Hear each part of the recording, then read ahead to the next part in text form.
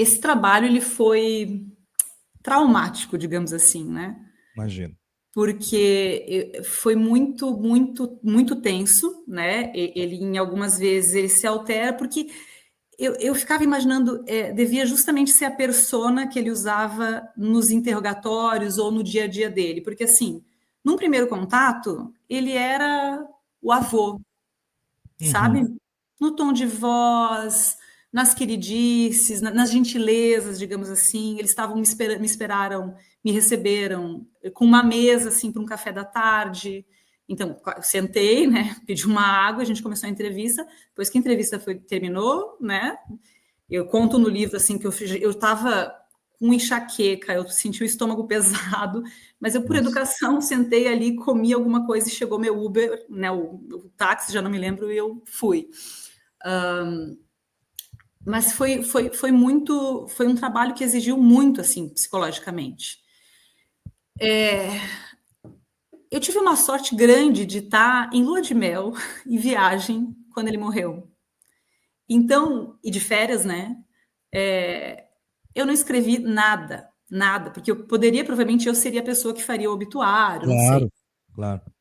Então, assim, eu só recebi a notícia e pensei, ok, estou de férias, desconectei, né, total, e aí, enfim, as pessoas resgataram a entrevista também, Claro.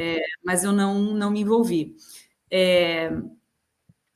E acabou por ficar, então, nesse lugar de, né, claro que eu exagero, né, quando eu digo trauma, porque, enfim, não se compara, né, a trauma por quem tinha conhecido ele em outra época, quando ele era chefe do DOI-CODE, ou que tenha, enfim, tido a infelicidade de ficar sob a, enfim, né, de ter vivido diretamente os horrores, né, mas é uma pessoa que carrega todo esse histórico, né, e claro que, ao mesmo tempo, a gente, como jornalista, tem o dever, né, de ir atrás desses relatos também, dessa busca pela verdade, né, esse papel também de contribuir com a preservação da memória, mas, enfim, tem um impacto. Então, Claro. quando a entrevista foi publicada, o que foi mais marcante para mim, assim, é que eu recebi muitos elogios de pessoas dos movimentos de direitos humanos, de ex-presos, pessoas que me escreveram,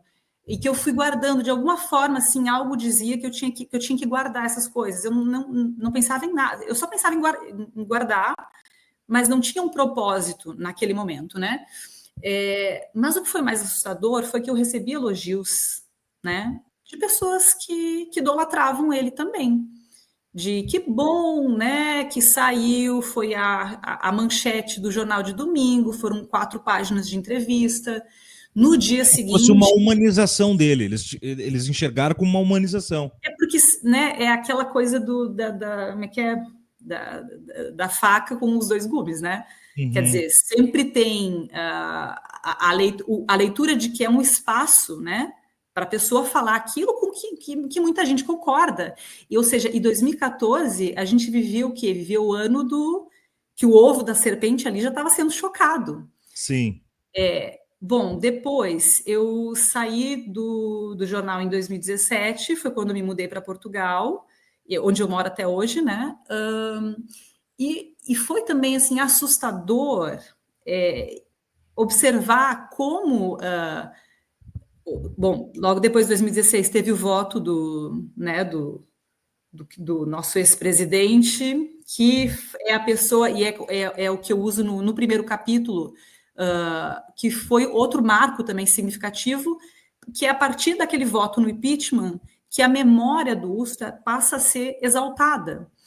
Né? Não sei se você se recorda, mas Claro. depois começaram a ter os protestos e, né, os próprios filhos do Bolsonaro apareciam com aquelas camisetas Camisetas. Ustra vive, né?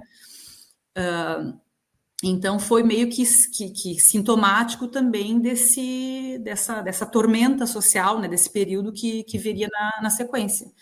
E o que eu ia dizer é que o que me chamou muita atenção foi que eu vi na casa do Ustra, eu vi no livro dele esse discurso, essa retórica exatamente a mesma.